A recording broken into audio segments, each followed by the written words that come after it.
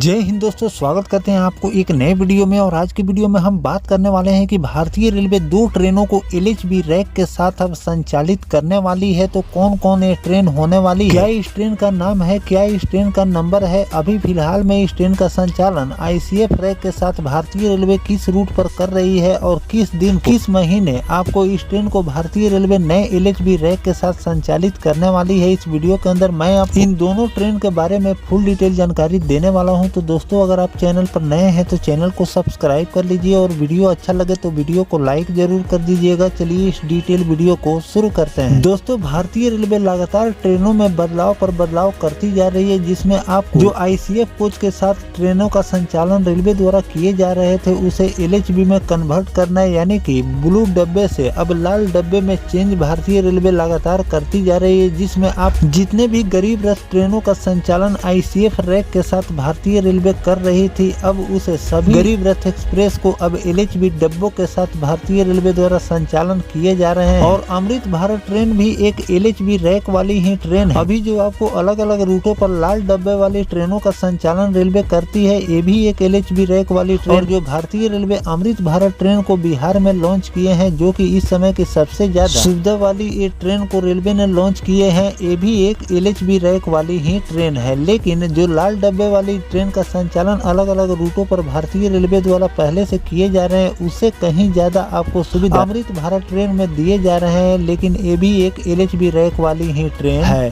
तो इस तरह से भारतीय रेलवे लगातार ट्रेनों में बदलाव करती जा रही है, जिससे लोगों की यात्रा और भी ज्यादा सुखद और आरामदायक होती जा रही है। अगर हम ICF ट्रेन की हम बात करें तो ICF ट्रेनों का संचालन भारतीय रेलवे बहुत दिनों से कर रही है और उसकी स्थिति जर्जर हो जाने के कारण अब उन सभी रैकों को अब रेलवे रिप्लेस कर रही है और उसके जगह पर लाल डब्बे वाली यानी कि LHB रैक वाली ट्रेन का संचालन अब किए जा रहे हैं, ताकि लोगों को और भी ज्यादा सुविधा मिले। क्यों ICF ट्रेन के अगर मुकाबले हम तुलना करें LHB रैक वाली ट्रेन, तो ICF कोच में आपको सीटों की संख्या भी कम देखने को मिलते हैं और LHB रैक में एक कोच में आपको सीटों की संख्या भी ज्यादा देखने को मिलते हैं। साथ में ICF ट्रेन के मुकाबले आपको कोच के अंदर स्पेस भी आपको ज्यादा देखने को मिलते हैं। और जो ICF कोच में जो कपलर्स का इस्तेमाल किए जाते हैं, उससे कहीं ज्यादा आपको अच्छे कपलर्स का इस्तेमाल रेलवे LHB रैक में करती है, जिसमें आपको झटका मुक्त यात्रा रेलवे द्वारा दिए जाते हैं कि कोई भी ट्रेन जब स्टेशन से खुलती है या फिर रुकती है तो आपको जो झटका लगता है उससे भी रेलवे अब लोगों को निजात दिला रही है। और जो अमृत भारत ट्रेन को रेलवे लॉन्च कर रही है, उसमें और भी ज्यादा अत्याधुनिक कपलर्स का इस्तेमाल किए गए, जिसमें आप झटका 9 के बराबर ही उसमें लगते हैं। तो इस तरह से लगातार चेंजेस किए जा रहे हैं कि आने वाले दिनों में आपको और भी ज्यादा कम पैसे में अत्याधुनिक सुविधा के साथ भारतीय रेलवे यात्रा कराने वाली है। तो चलिए जानते हैं कि किन 2 ट्रेनों को भारतीय रेलवे LHB रैक के साथ संचालित करने वाली है, क्या इस ट्रेन का नंबर होने वाले हैं और किस दिन को ये ट्रेन नए LHB रैक के साथ रवाना होने वाली है। दोस्तों, उत्तर भारत की यात्रा करने वालों के लिए एक बहुत बड़ी खुशखबरी है कि रेलवे ने 2 प्रमुख ट्रेन योगनगरी एक्सप्रेस और नौचंदी एक्सप्रेस को और भी बेहतर बनाने का फैसला किया है, जिसे अब LHB रैक के साथ भारतीय रेलवे संचालित करने वाली है। आधुनिक Linke Hofmann Busch LHB rake इसमें लगाए जाएंगे, जिससे सफर न सिर्फ सुरक्षित होगा बल्कि ज्यादा आरामदायक भी हो जाएंगे। LHB कोच पुराने ICF कोचों से कहीं ज्यादा बेहतर होते हैं, क्योंकि इसमें आपको झटका भी कम लगते हैं और साथ में दुर्घटना की चांसेस बहुत ही कम हो जाते हैं। सबसे पहले आपको योगनगरी एक्सप्रेस, जिसका गाड़ी नंबर है 14229, प्रयागराज संगम से योगनगरी ऋषिकेश जाने वाली यह ट्रेन अब नए LHB रैक के साथ चलने वाली है। वहीं वापसी में ट्रेन संख्या 14230, ये भी ट्रेन आपको नए LHB रैक के साथ दौड़ने वाली है। ट्रेन प्रतापगढ़, अमेठी, रायबरेली, लखनऊ, बरेली, मुरादाबाद और लक्सर होते हुए ऋषिकेश पहुँचती है। यहाँ पर मैं आपको बता दूं कि भारतीय रेलवे जिन भी ट्रेनों को LHB रैक देती है, तो उसमें क्या होता है कि रैक उपलब्ध नहीं हो पाते हैं, तो जैसे कि कोई एक्सप्रेस ट्रेन है जिसको 3 रैक पहले से ICF के साथ इस ट्रेन का संचालन हो रहे हैं। तो जैसे जैसे रैक उपलब्ध होते हैं वैसे वैसे भारतीय रेलवे एक एक रैक को LHB रैक के साथ संचालित करती है, लेकिन इसके 2 रैक है और दोनों रैक को एक साथ भारतीय रेलवे LHB रैक के साथ संचालित करने जा रही है। अभी तक इसमें आपको 18 कोच देखने को मिलते हैं, जिसमें आपको 9 स्लीपर के कोच रहते हैं, 5 जनरल और बाकी इसमें AC के कोच लगे हुए रहते हैं, साथ में SLRD के कोच भी इसमें लगे हुए रहते हैं। लेकिन LHB रैक लगने के बाद कोचों की संख्या 16 हो जाएगी, जिसमें से आपको 2 कोच रेलवे कम कर देगी। इसमें 8 स्लीपर, एक AC 3 AC के कोच रहेंगे और एक AC 2 टियर के कोच लगे रहेंगे, साथ में जनरल और जनरेटर कार और एक दिव्यांग सह गार्ड कोच के साथ इस ट्रेन का संचालन देखने को मिलेंगे। वहीं प्रयागराज संगम से सहारनपुर जाने वाली यह ट्रेन ऊंचाहार, रायबरेली, लखनऊ, बरेली, मुरादाबाद, हापुड़, मेरठ और मुजफ्फरनगर होते हुए ट्रेन का संचालन होते हैं।